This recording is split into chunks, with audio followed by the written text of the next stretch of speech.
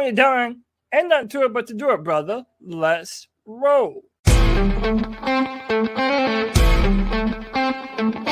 a world where Carolina Panthers fans have an insatiable thirst for Panthers news and opinions, only one podcast roars ferociously. It's the C3 Panthers Podcast.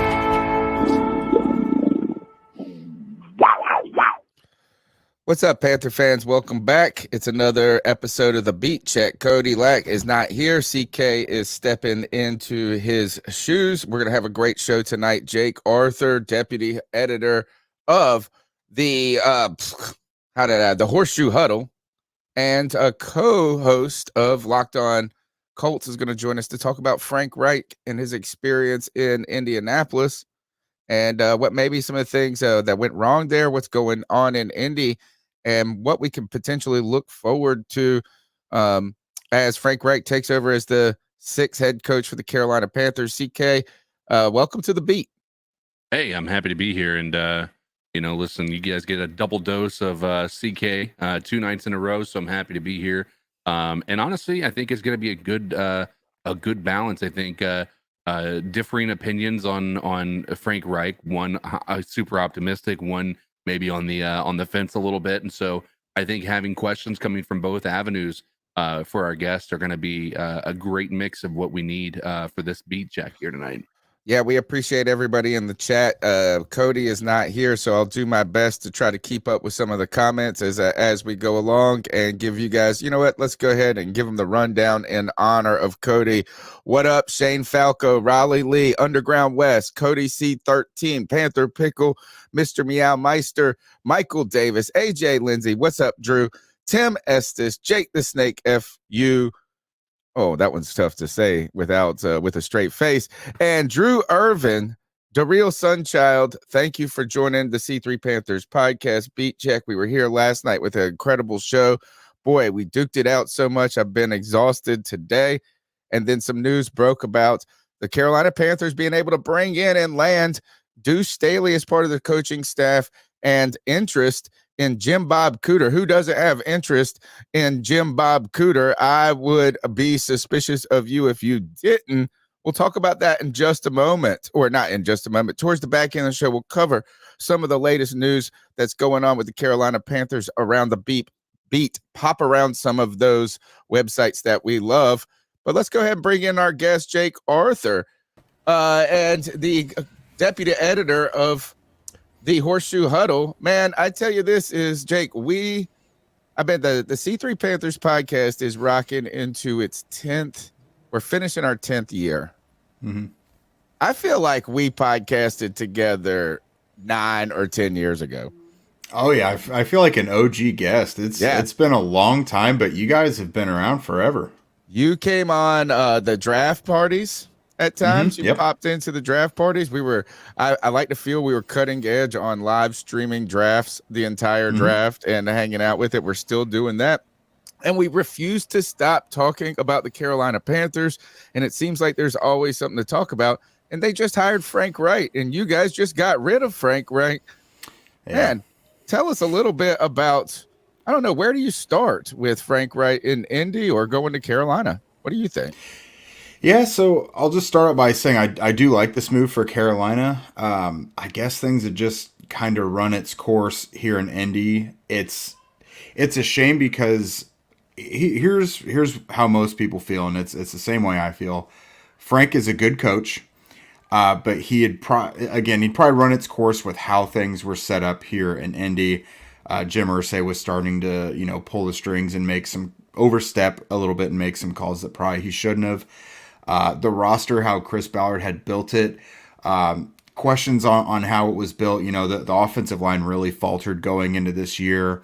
The quarterback situation was just rough. This is going to be Frank's another week one different quarterback for him for every year that he's been a head coach, which is crazy to think about.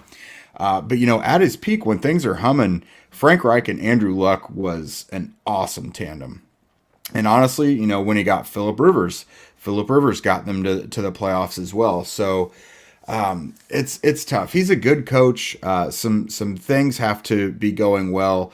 The front office has to be a well-oiled machine as well. I don't think it's the type of thing where he's going to succeed regardless of what's going on. The main issue in Indy that happened, it's something that like not many people can really put their finger on because the team still loved him. Everyone was kind of gutted when he got fired, but it seemed like the message just began to maybe fall on deaf ears. It's hard to say because starting week 17 of 2021, Carson Wentz is still here. The Colts, all they needed to do was win one game against either the Raiders or the Jaguars, which were two of the worst teams in the league. The Raiders did make the playoffs, but they were very beatable. They just needed to win one of those games to get into the playoffs. And not only did they not win, they looked lifeless. Like they just looked totally helpless, couldn't do anything. And then that bled into this season, even though they spent all offseason trying to right every wrong that happened last year. And it's just curious how all that happened. Chris Ballard, at his end of season press conference, said that it just seemed like the team's competitive confidence was gone. They were still trying. They didn't give up. But their confidence, as soon as something would go wrong, was just totally shot. And that can be a reflection of leadership and coaching, of course. But man, it's really tough. It was probably the right move to move on from Frank Reich. Whether probably should have waited till after the season, but he can still definitely be a good coach in the right circumstances. My follow-up question to that, and then CK, you jump on, take the mic after this question, is from the Panther fan looking on the outside, from the outside looking in, we have a single question, and that, or there is a line of questioning, optimism we're trying to parse out of what you're describing. But what we've tried, we just want to know is how much was it dysfunction among the ownership and the front office, and how much is this really fall towards Frank Reich? We're trying on our end to absolve him as much as possible from some of these decisions. And right now, Chris Ballard, he seems like impervious, right? He can't, he's still got his job. And you can't fire the owner. So, is this, how much of this ultimately was Frank Reich or is this more towards Ballard not putting together a good team? So it's quite a bit of both. It's something we've talked a lot about, who gets the finger of blame. As for Frank, he was responsible for Carson Wentz coming in. That whole debacle, that kind of goes on his shoulders. He vouched for him. The Colts could have saved some of that draft capital and got someone like Justin Fields, for example. That was really Chris Ballard's guy. But they put a lot of faith in Frank's ability to work with quarterbacks. So they hit it with Phillip Rivers. That was Frank's guy, and it worked well. He thought he could resurrect Carson Wentz, and that did not work. And then Matt Ryan, that whole thing this year, there was so much that went wrong with it. But at the end of the day, as a coach, you got to work with what you're given, and the offensive line was terrible. Despite they had the same offensive line coach that led them to this dominant offensive line for years. Chris Ballard did not really supply them with a great offensive line, lacked depth as well. The receivers, it took a while. People all offseason were saying, you got to get more receivers, And, luckily for them, Paris Campbell stayed healthy. But if he would have got hurt and things would have gone awry like has gone in each of his last 4 years, they would have been in big trouble. So part of that is on Frank, their inability to really get going at all. They were 3-5-1 when he got fired. That tie was against Houston. So, man, things were really ugly. And, the straw that broke the camel's back against New England was one of the worst offensive performances in the entire NFL all season. And Jim Irsay had just kind of had enough. It just was not going to work out with how the roster was constructed. He was just not going to be able to overcome that. But again, a lot of it was on him. His playbook is kind of known to be probably a bit much. If you don't have the right quarterback that can digest that, then it could be really hard to master that. And we've seen some quarterback play where they're, maybe there's just too much and the peripheral vision of things on the field just isn't where it needs to be. Yeah, I think I've been a little bit cold on the hire. I've remained optimistic. I'm not saying that he's been a bad hire. The interesting thing about Reich, and I constantly bring it up, and a lot of people want to question me on this, but Reich has somehow found a way to fail up, right? And I mean that in the most respectful way possible, but and there's some irony in his trajectory coming back to the Colts after his first time being there with you guys. He was a part of that his last year with the Colts as I believe a wide receivers coach was that year that actually got you guys Andrew Luck because of how bad the year was after Peyton Manning underwent a neck surgery. And then he was, hired and fired in many different locations until he found himself landing offensive coordinator jobs with no real indication of why he deserved it, right? And then he got the Philadelphia job, and there's some questions about what you can say was his benefit, what was the benefit of him, and what was the benefit of Doug Peterson. And so my question is, when you look at all of those factors and you see, obviously he came back, he had Andrew, like you said that, he's had some people, and if we're giving him some credit, Carson Wentz did have one of his best years, statistically speaking, under Frank Reich that year. I think one of the biggest holdups, and you probably can agree with that, is that Jaguars game, they basically just said Jonathan Taylor didn't exist. They just said, we're just going to put the ball in Carson Wentz's hands and go forward with it. And that you guys had the best offensive weapon in the entire league in Jonathan Taylor. So when you think about the tenure at the Colts overall, do you feel like he was given a fair shot, given that he did have a lot of success later in the seasons and had a struggle at the beginning of the seasons? Or do you think that this was, I know you'd mentioned that you think that he should have been given the entire year. Do you feel like he was really given a fair opportunity with this? Overall, in his tenure as coach, yes, I think he was given a fair shot. I mean, it sucked for everybody that Andrew Luck retired, and I fully believe the Colts probably would have been in at least another conference championship game if Luck would have never retired. We wouldn't be talking about Reich being anywhere else. Everything would be fine. But with that said, he was given his choice of quarterbacks. They gave him Phillip Rivers. They gave him Carson Wentz. This year, I do think he was kind of given a raw deal. Matt Ryan was a quarterback given to him, and it wasn't really anyone's fault that whole thing didn't work out. Like I said, the offensive line from the jump seemed to kind of derail things. It made Matt Ryan a totally different quarterback, it seems. But yeah, it's no one in the building, I think, was on board with Frank getting canned midway, especially not in favor of Jeff Saturday, someone outside the organization who has no equity with the locker room or anything like that. So I definitely think this year Frank was given a raw deal. Probably should have still been moved on from. He did have a point that, he's gotten better later in the years, but you shouldn't have to do that. Like, You should be able to start the year strong. It seems like they never do that. The Colts haven't won an opening week game since 2015, I think it was. It's been a long time. And, your strength shouldn't be that you have to make up and dig out of this hole early in the season. That's not really a great selling point. Sure. But yeah, it probably was time to move on.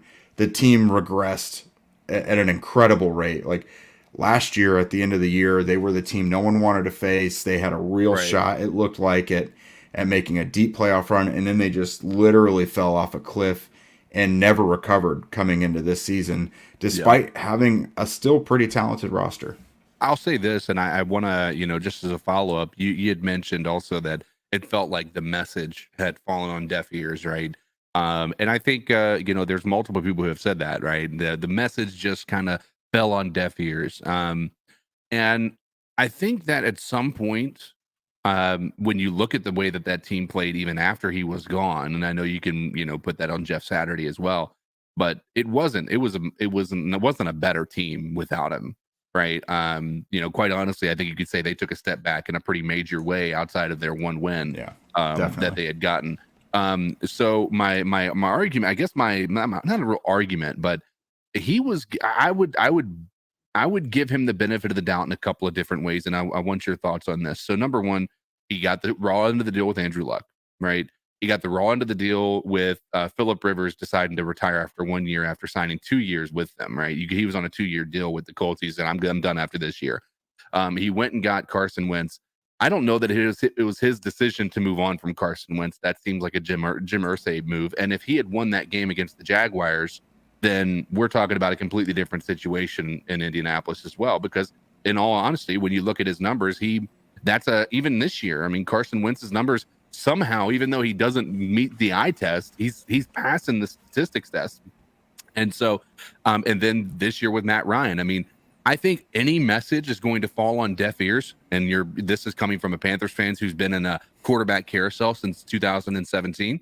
When you don't have a consistent leader behind center every single year, like 4 years in a row, he dealt with quarterback, different quarterbacks that just put him. I mean, you have to think that impacts the people on offense, the communication between your offensive line, and honestly some morale issues, man. There's no cohesion. Your receivers aren't able to get any type of I guess the word eludes me, but any type of connection with one another. So I mean, would you say that had Chemistry. Carson Wentz won that game against the Jaguars, that maybe he would have given this opportunity for the entire year? No, so you're right when you said it was an Irsay decision for Wentz to go, because I think even Chris Ballard might have felt that way as well. Reich, I think, still wanted him around. But the Jaguars game was just like the final straw, but I think he had already kind of been written out of town a little while back. They kind of had to hide Wentz the entire second half of the season. Yeah. Jonathan Taylor really took off once again, like he hit another level. But in part, it's because they couldn't even really trust Wentz to get them a third down if they needed it. So that had been kind of that was already in the stars a little bit. Sure. But yeah, Reich does tend to get the best out of his quarterbacks. Like Rivers had been really written off the year before. He threw a ton of picks, looked like he was toast. Reich got another really good year out of him. Again, led him to the playoffs. And then for whatever Wentz had left in him, the Colts did get some good play out of him, especially in the first half of the year. I believe, a lot of people like to point at the 27-7, 27 touchdowns, 7 interceptions, which is a lot better than he had done. Anything better than the Panthers quarterbacks have done. Yeah. Now, I will say I would definitely think the Panthers should give him a nice new young quarterback to work with. Like, I don't think giving him another kind of proven retread that's on their last legs is the way to go. Go ahead, CK. I was gonna say, because he mentioned that, and that's my last question actually. We have been dealing with the retreading for years at this point in time. We're over it as Panthers fans.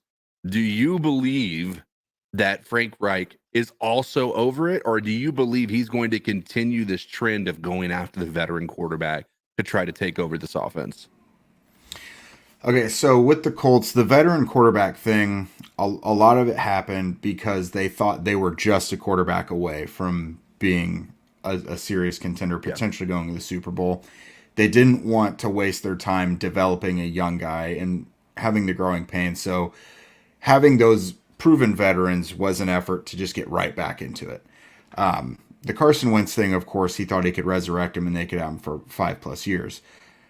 I would think, given the current state of things in Carolina, that Frank would want a new quarterback. A Frank Reich quarterback, first and foremost, is supposed to be accurate and, be able to make good decisions and be a little mobile. So I would think the perfect guy in this draft is CJ Stroud, because he's a little more mobile than he's shown at times at Ohio State and is probably the most accurate. And he has size. But Will Levis also kind of screams Carson Wentz as well. There's a lot of Carson to his game. Yeah. So either one of those two, I think, would be really good fits with Frank. I think Bryce Young probably isn't going to fall that much, but I think he's probably a little small for what Frank normally would do. Yeah, I saw that list of quarterbacks that Frank Reich has coached, and it's like 6'4" and above. Like it is. Yeah. Bryce Young is not on his radar. Yeah. So, Let's same move. with the Colts.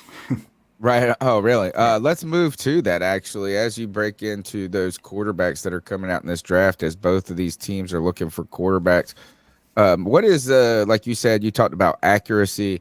You talked about some mobility, which I like that Frank Reich, at least he talks in terms of being forward thinking when it comes to offenses and how to win and not getting kind of just overly stuck in your ways. And that's really, I guess, been the strength of him throughout his career, is the ability to produce really effective offenses, regardless of these circumstances of the changing quarterback carousel. I mean, these offenses have been, at least if you just look at the rankings from like a top 10 type, they put up numbers, they put up points, they put up yards, and they've had different types of quarterbacks. What is the Frank Reich ideal offense? What if he could?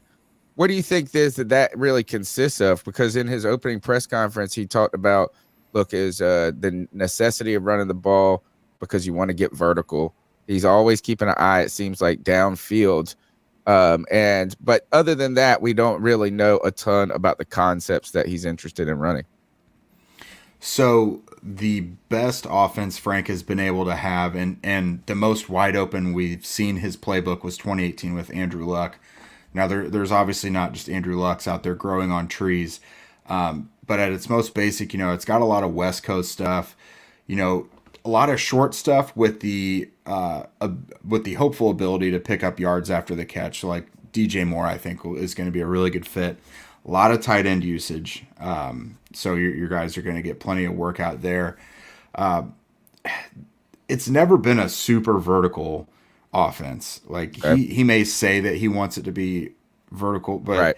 I think it's mostly off play action, because you have to be establishing the run enough for the defense to bite and then capitalize with play action. They did that a lot with T.Y. Hilton, for example. But, never in his tenure have they been an overly vertical offense. It's never been like the Chiefs or anything like that.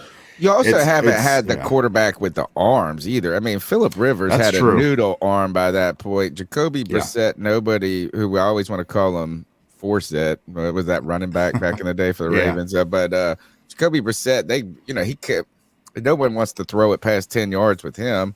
Mm-hmm. And then you get Wentz, who becomes a dummy at the end of his career. But I understand what you're saying. Is he running a lot of under center, like pro style, or is he kind of old school? A lot of West Coast concepts. Like if you're looking at an old offensive play style for his thing, it's really West Coast. Now you do make a good point. If he has a quarterback with a big arm, he is not afraid to let it go. Carson Wentz threw it downfield plenty, but despite having a big arm, it's like he doesn't know how to throw deep. Right. Like he doesn't really know his own strength. Like he forgot it in 2015. Yeah, he'll float it downfield and then rocket 5 yards away, Right. So if he can get, like, Will Levis would be like a really good quarterback for him, because he's got plenty of moldability, I think. He's got that big arm. Like, I think he would fit really well with Frank personally. Why did Carson Wentz fall apart? Not in Indy, but as a player. If you think about going back to how he was the guy that Josh Allen became, the guy that was from a small school that you bet on traits. Nobody knew who the hell he was. He picked top high up and really went and had a lot of early success in Philadelphia, and on the trajectory of an MVP season. They go on to win the Super Bowl without him, so maybe just a really, really good team at that point. But a big injury and a big paycheck, and boy, he never came back. Yeah, so my biggest flaws I've seen in him and I've heard about, there could be a lack of accountability there. He's a guy that does do a lot of really dumb stuff on the field and doesn't seem to want to always fumbling. Yeah, that or throwing left-handed as he's falling down in terrible situation. Like you could have a blooper reel of stuff that he did in Indy, and kind of a lack of ability to correct really dumb mistakes. He does not see pre-snap pressure at all. He has had the turnovers previously. He limited them with the Colts. But yeah, I've heard things about coachability as well. He's kind of stubborn in that way. But yeah, is he dumb? Is that he's not.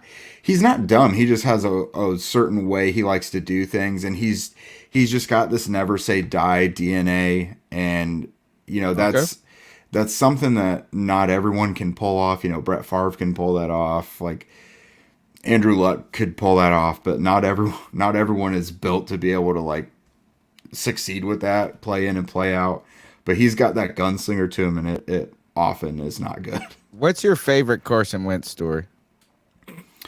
Ooh, I'll just say a moment, yeah. So Tennessee at home last year, an important AFC South game. Obviously, the Colts and Titans for the last several years. It always comes down to the very end of the season as to who's getting that playoff spot. And he backed up inside their own 5-yard line. He's getting sacked. Throws it with his left hand right into the arms of a Titan. They walk it in for a touchdown. And the Colts were up by like 17 points in that game in the first half. And then it goes to overtime. The Titans bring it back. And then he misses like 2 or 3. He totally bypasses like 2 or 3 wide open receivers and throws a terrible pass right into the arms of Kevin Byard. The Titans go and boot it in for the game-winning field goal in overtime. And yuck! It was a big microcosm of his time here. Yeah, my favorite is an injury report once. He hurt both ankles in the same game. Double sprained ankles against the Rams. Yeah, yeah. And in the injury report, it said ankles. Yeah, and I was like, "This is crazy, dude! I've never seen like elbows, like all of them. Where's your pain at, Jameis? Pain everywhere." Hey, if he had been if he had been able to maintain the level of play that he had in 2018 on their Super Bowl run, because he was an MVP candidate that year. Like there is no arguing the toughness of that guy, right? No, he's very tough. Yeah, dude, he went through a lot with the Colts and never missed a game. Yeah, the Colt with the sprained ankles. Let's talk about the fact when he tore his ACL, he went back in and scored on that drive after tearing his ACL. Like people forget that. Like they won that game because he went back in. And they just happened to get the benefit of having Nick Foles take him all the way to the promised land. But yeah, Carson Wentz, something has just happened, right? Something mentally or maybe he's just not in the right situations. I don't know, but he's clearly just, unfortunately fallen off. But Frank Reich, windows in the NFL close quickly. Yeah. Final cut. Absolutely. Yeah. I want to ask Jay just a couple of things before we let you run. Is number one is what's going on with the Colts and their head coaching situation? It's a vast search, I'll tell you what. They interviewed 13 guys in the first round of interviews, and then they've cut down to their 13? finalists. Yeah, 13 guys. It would have been 14, but D'Amico Ryans backed out so that he could focus on that Cowboys game, and then now, of course, it has gone to the Texans. But yeah, it's now like 7 guys they're bringing back for second interviews. Jeff Saturday, I've heard, has been in the mix, but it's probably not the realistic final candidate. Just from the tea leaves I've been able to read, it looks like Brian Callahan, the Bengals offensive coordinator, Shane Steichen, and Raheem Morris are probably the 3 most likely candidates. Oh, I like Raheem Morris. Are you a rebuild away, or are you just a one-piece away type of thing like you had been the past few years, or is this they're tear it down and start over? I think they realize they're closer to a rebuild than they are a contention. One thing that Chris Ballard said at his end of season press conference was one thing that went wrong going into the season was they did not maintain expectations very well. Like I mentioned with the constant cycle of veteran quarterbacks, it's because they think they're right there and just need that veteran quarterback, especially bringing in Nick Foles this year. That was a big, if Matt Ryan goes down, we have Nick Foles who could pick it right up and go in there. That's why they bypassed Sam Ehlinger going into the season, despite him being the backup last year. So I think they know now that they have a lot of work to do. They probably got some contracts they need to restructure or trade guys, or they have cut candidates. So I see this being a pretty different team moving forward.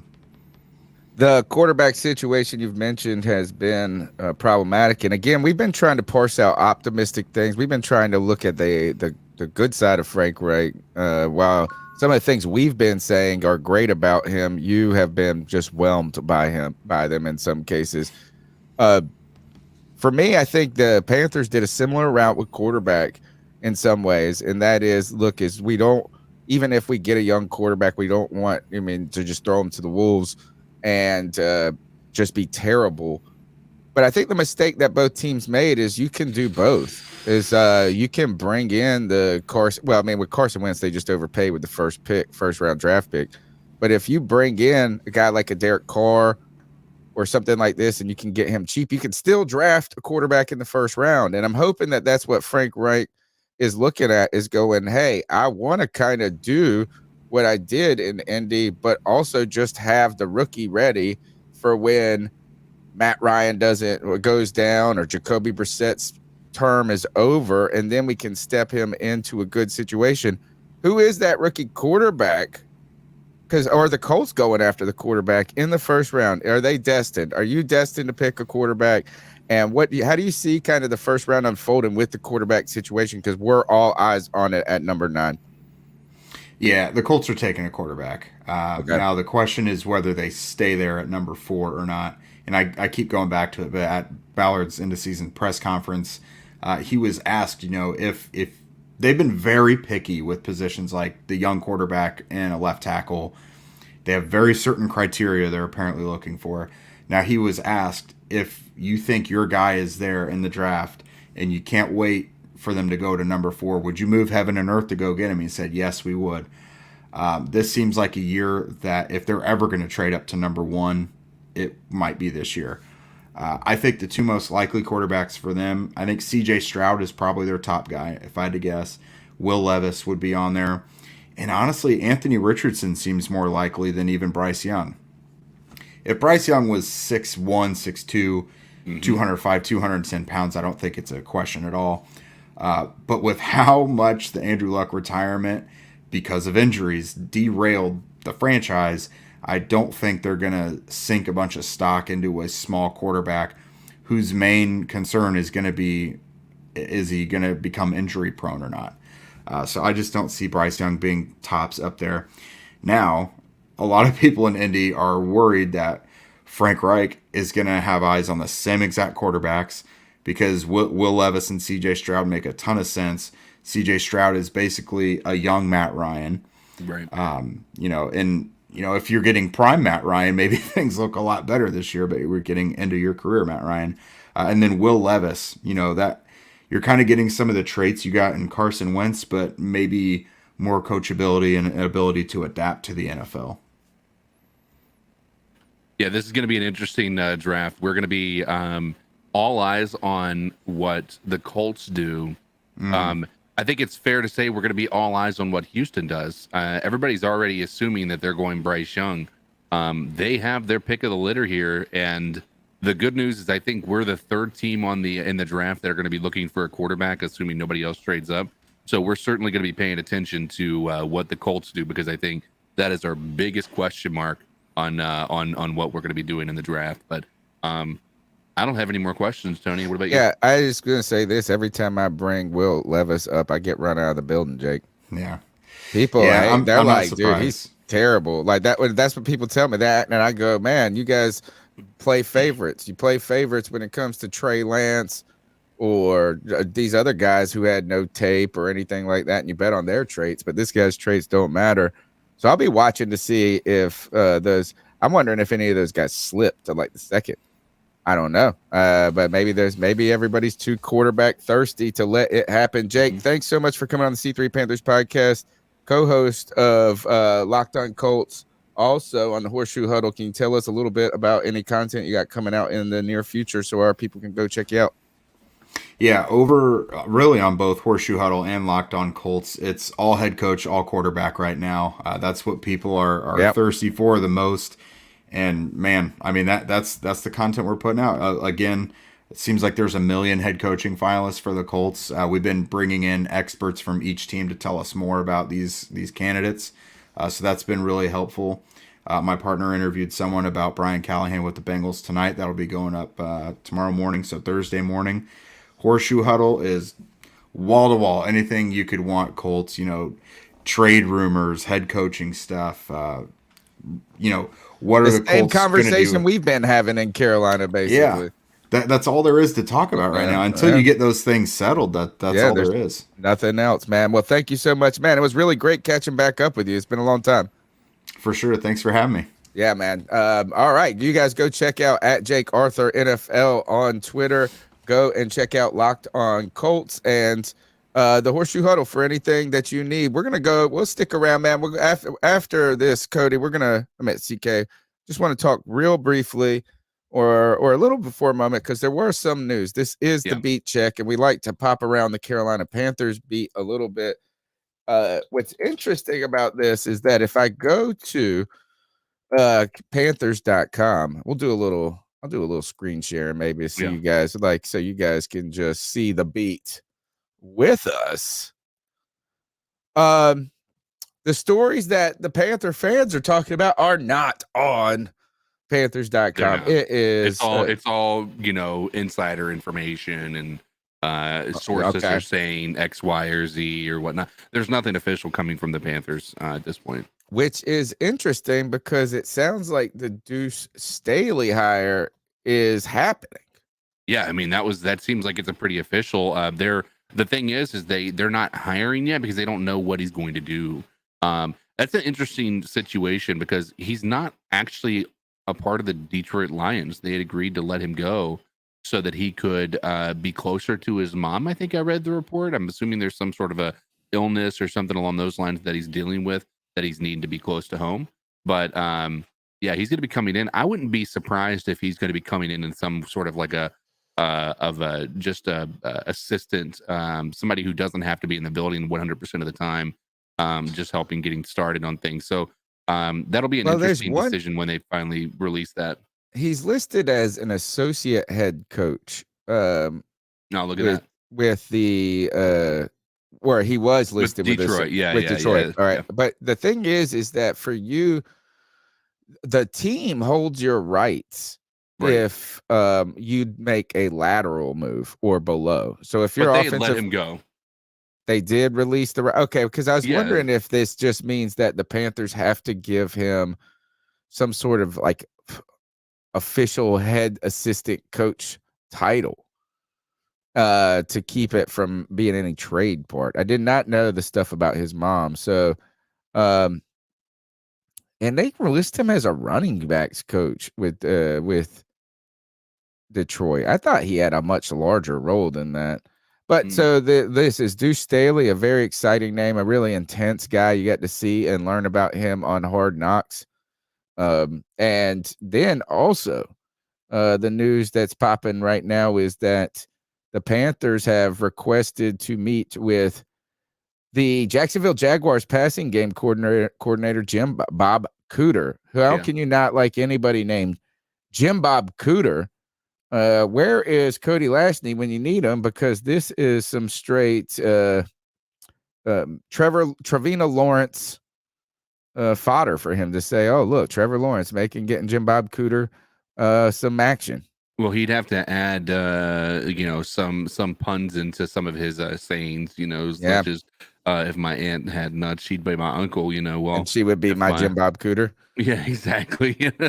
So, if my aunt had nuts, she would be Jim Bob Cooter. Yeah, exactly. So I mean, I think that part is interesting. Apparently, it's James is his real name, and then there's something but he goes by Jim Bob. Or James Robert is his name or something. So he goes by Jim Bob. And so add that with that name all together, man. It's a quite interesting. But I'll tell you what, I mean, it's not a bad decision. I mean, he's clearly got some understanding of what Reich is going to want to run, being that they have that same Doug Peterson coaching tree. So we'll see, man. One thing I meant to ask our guest is how much do we think the impact of the coordinators have actually been on them? That would have been a good question, because we're all looking for the staff to be put together, and he's had a lot of his staff poached. Yeah. And that's the thing. Are we going to get a good staff and then be bad the next year because they get hired? Like, is that what we're going to be looking at? Or are we going to actually be able to have a team that is put together very well?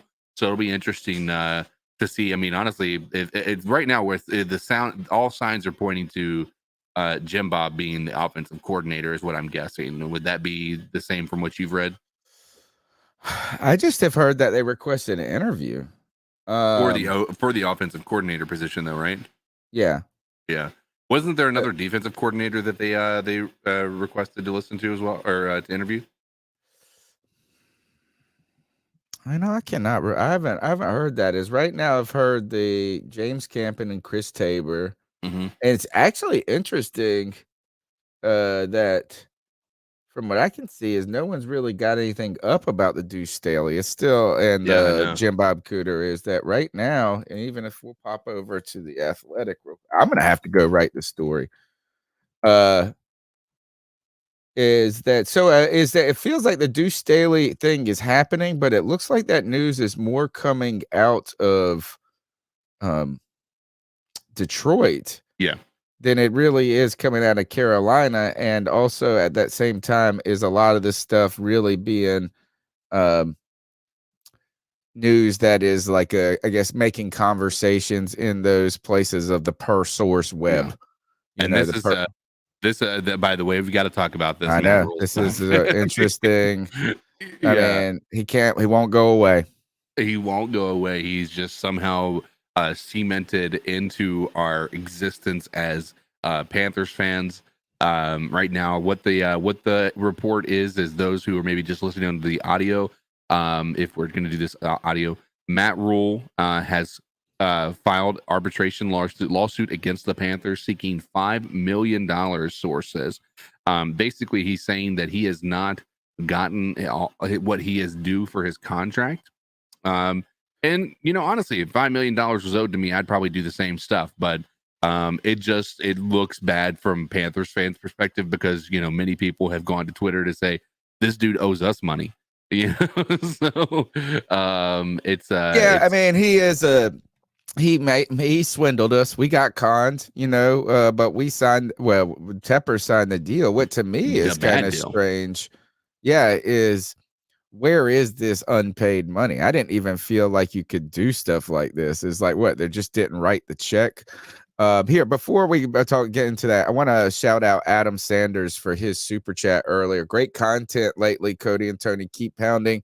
Shout out to tonight's guest, Jake. Valuable input. Thank you so much, Adam Sanders, for your contribution to the C3 Panthers podcast. One way you can contribute to the show is just by smashing the thumbs up button, hitting the subscribe, and being part of the conversation. There were some delays in the iTunes uploads lately. I don't know why. All the catchers have been grabbing the pod, but iTunes had not updated since January 20th.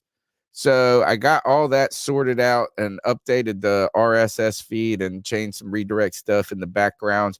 And now that's rocking and rolling, guys. So we've got the last couple of shows up and available on iTunes. You can find the podcast anywhere you grab your podcast, man. Small ways of helping us are just sharing the show on social media.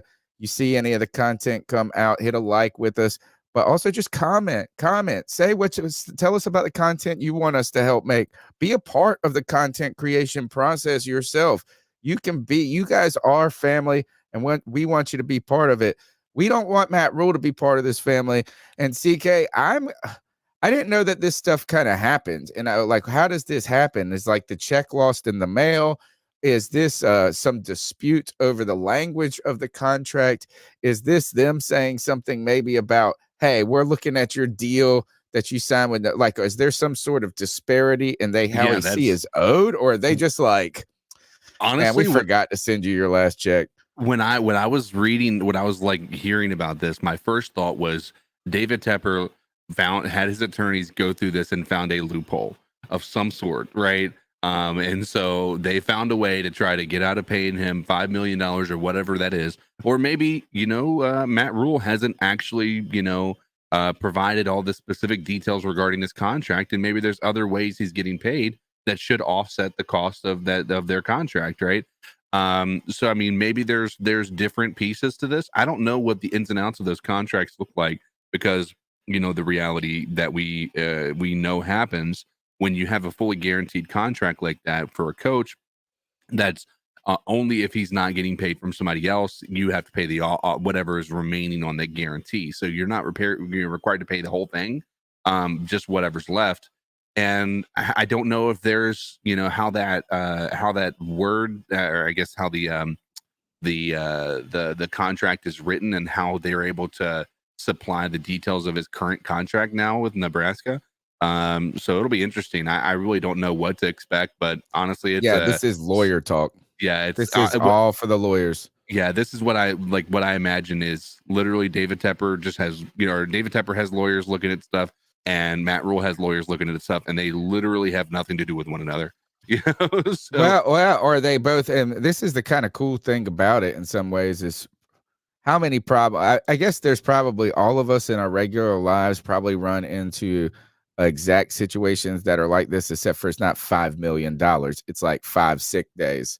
Yeah. That, you get you fired, you quit, you do something, and there's some dispute about how you can take your leave, something like that. But the kind of awesome part about this for Matt Rhule, since he is such a mega, he's got so many millions, is he's got the lawyers to kind of fight back and parse out some of this, because so he's probably sitting there and they're probably going, look, this language says this, and he's like, nah, that's not what it means. This is taking it to the extreme. We just can't fight back about that in regular life because we don't have lawyers. No, you're right, and I think that's the thing that we may never know. We may never hear anything more about this. They may end up doing just a settlement that is no public, has no public report on it or anything like that. You're probably right, as we don't know what they'll probably conclude. Yeah, so this is probably one of those things that's just going to be a cliffhanger, and it's similar to the reports that that Frank Reich has a different opinion about offensive coordinator than what our executive our coaching coach search committee had in mind. It's a big nothing burger. It has zero. It's more an entertainment thing for us. It has no impact on the Panthers. Yeah, moving totally. forward. Let's talk about this really quickly. Panthers said that Nebraska violated NFL tampering rules. How is that possible? Oh, wow. Oh, because he was linked to the Nebraska before the start of the season, so there could be some tampering going on. That's going to be an interesting. This is going to be great. This would be great if they find some like leaked emails. What if they like raided his server or something? What if he had access, like it was his team email that he doesn't have? Yeah. And they're like, they got the guys back in the tech room going, "We got you, bro. We got you." Does that mean that they're not required to pay his contract though? Like if it's a tampering charge on, like, well, is it would really be more tampering than $5 on Nebraska million. though? They're not held accountable to the NFL rules, are they? Good point. I mean, like, how do you penalize them? Right, maybe that's some sort of interference that maybe their contract language says you can't do that. Maybe that's but it would be more than $5 million. That to me would offset the whole contract. Wouldn't that be the equivalent of Michigan coming after us for talking to Jim Harbaugh? Yeah. Actually, it'd probably be worse because we literally were doing it. I mean, as those guys, it was reported. It was like this, and like we're admitted, like Jim Harbaugh was like, yeah. I don't know. That's a good question. I just think it would be more than $5 million. Right. if it was something that nefarious. Mm-hmm. Is that, to me, this is sick days in some way. Like, do you get paid for these final games? When does the contract for Nebraska start and end our obligation? Those types of things. But who knows? And you're right. I don't think we will hear another peep about this going forward. Yeah, I think we're it's similar to the David Tepper being sued, or the over what happened with that's it's all stuff that's going to be handled behind the scenes. We might hear something later on, but none of this is going to be figured out in the near term. I'm disappointed by the whole headquarters thing, honestly, because I was really hoping to have something to go down to, like a big area to go and stay and enjoy training camps, or just go down there before a game and stay in a hotel right on the headquarters, and just being built for that experience, right? Instead of Spartanburg is fun. I mean, so there's place, but it's like it's not built to be around that experience. And then the question is how long. This has got to be the last year at Wofford. Sure. Are they? I mean, are they really going to keep doing it there? They got to. I mean, what else are they going to do? I mean, it's a tradition. They can find now. somewhere it's too hot. But I mean, I think that you got to keep in mind we have Frank Reich now, and Frank Reich was here doing this exact same training camp, and he loves it. Yeah, they also did 2-a-days then. Yeah. Here, this is the final story we'll talk about today on the Beat Check. Is Don Cleveman says the Bears have decided to go ahead with Justin Fields as their franchise quarterback and will try to trade their first overall pick in the draft instead of drafting a quarterback prospect. The number 1 pick in the 2023 draft is up for sale. I just don't know if I'm prepared to pull the trigger on that, man. I don't like the way these guys are talking about these quarterbacks and saying, is that, to me, it sounds like they're downplaying these quarterbacks, even if we were picking them at 9, right? Let alone trading up for one. Yeah, I'm prepared to stay at 9 or trade back. I am not ready to reach. I'm not ready to, to go out there and give away 3 first-round draft picks to move up 8 spots in the draft. Like, it just. That part is absolutely. Is the difference between Anthony Richardson and Will Levis that much? That's what I'm saying. Like, there's and still even upside Bryce Young. there. Yeah, I agree. And the other part is, I mean, there is the possibility of having a bridge quarterback in here. And maybe we're going to be tanking for somebody else. Who knows? Drake May at this point in time. But when I hear people talking about this quarterback class, CK, it's not what they're saying about these guys that is bad. That is weird to me. It's the lack of enthusiasm that they have this year that they had in the past. In the past 3 or 4 years, we get these kind of every other year, we get this group of quarterbacks where people tell us, game is generational talent. Like, what I mean? They use these, like, it's like they're like, no, can't miss. And I really think that year, maybe it was just, I don't know if the snake bit by 2 years ago with the Trey Lance, Zach Wilson draft. Yeah. If people are snake bit by that one. But that was also the Justin Fields draft, right? The Mac Jones, like all this is. And what I'm just saying is that I don't hear people talking about C.J. Stroud, Will Levis, and Anthony Richardson anywhere in the set. Yeah, exactly. Yeah. Even Justin Fields. You know what I'm saying? I felt like people were way more hype on Justin Fields than the best candidate in this whole draft. No, you're not wrong. I mean, there's clearly a difference in what we're seeing as far as the conversation surrounding these guys. Do you think they're being cautious because of that? I think they should be cautious, to be honest. Right. I think that if you're overhyping these guys, the idea of moving up to first is going to cost a lot more. Like, the idea of moving up, trying to jump ahead of, like, trying to get the number 1 draft pick from the Jags when Trevor Lawrence was there would have cost you as much as you possibly could have gotten. Yeah. Yeah. like the absolute most that's available in Right. draft capital in the history of the team. It's like whatever the Cowboys traded for Herschel Walker back in the day. Exactly. Yeah. So I think it's going to be an interesting time of our lives as we move into the draft. Sorry, hold on. He's like launching his drone. No, I have one of those Roombas, and it goes and it'll do it in the middle of the podcast. I had to change the schedule because it kept on doing it in the middle of the podcast. And then we did this impromptu one and scheduled to go in the middle of this. Right on. Right on. Yeah, it's one of those things. We're going to be pretty much guaranteed to get one of the top 4 quarterbacks in this draft class. All are considered to be a potential of round 1 quality. And if not, we've got an option in the second round to get a guy like Hendon Hooker.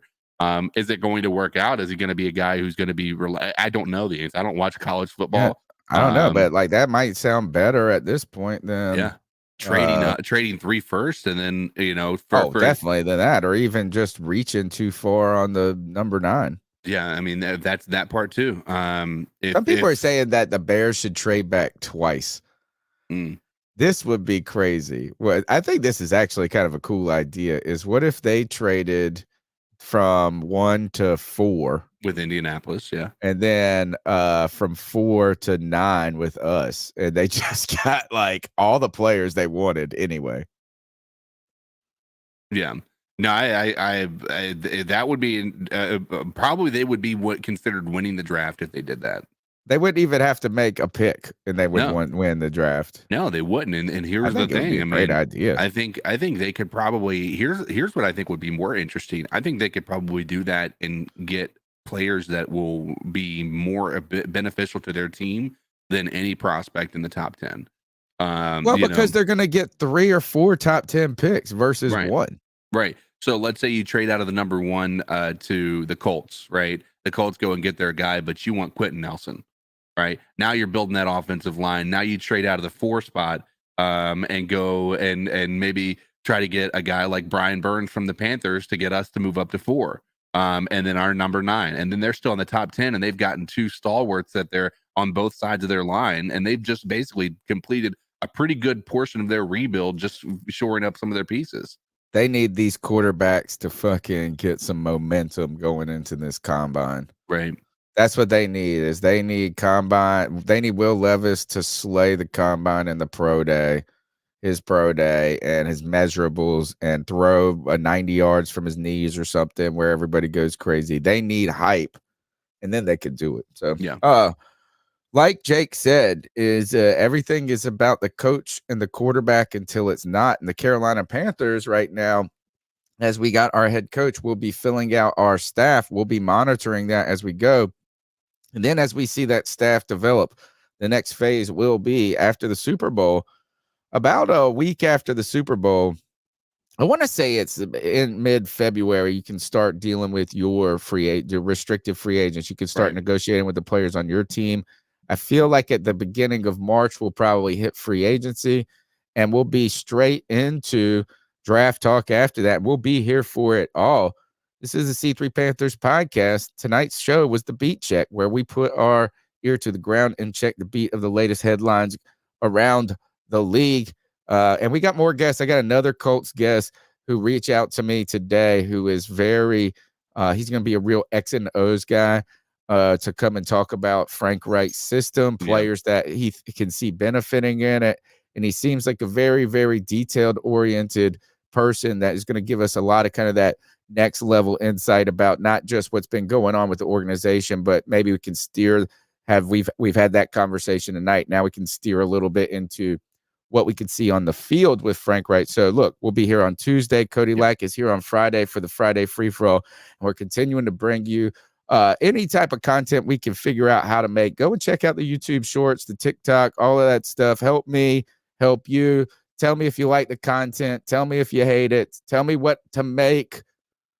We're going to keep this podcast going regardless of anybody because of all of you and because of you, CK. Thanks for hopping on with me tonight. Yeah, man. I'm happy to be here, man. I enjoyed the being able to pick the brain of somebody who's seen Wilkes more intimately than we have outside of just looking at stats and records and things like that. And it's been overwhelming from Indianapolis Colts fans that it's been what we considered our time with Ron Rivera outside after 2015. It's been whelming. Yeah, that's I think they're a not, little shell shocked in a little ways, and I don't know. I mean, they might be. They might be. You never know. Well, guess what? We're about to find out. We're about to find out. Is it Ron Rivera, or is it who was the guy that cried with the Rams back in the day remember when they won all the championships? He got fired from the Jets, I believe. Is this one of those things? Is this a Bill Belichick? Is this a Andy? And I'm not saying they're go on to those greatness, but their best days are still ahead of them. Sure. Or their best days behind them, because right now I think it's either Ron Rivera, whose best days look to be behind him. Yeah. So we'll be watching that. We'll be here for it. Let's go ahead and get out of here, Cody. Yeah, man. Let's hop out.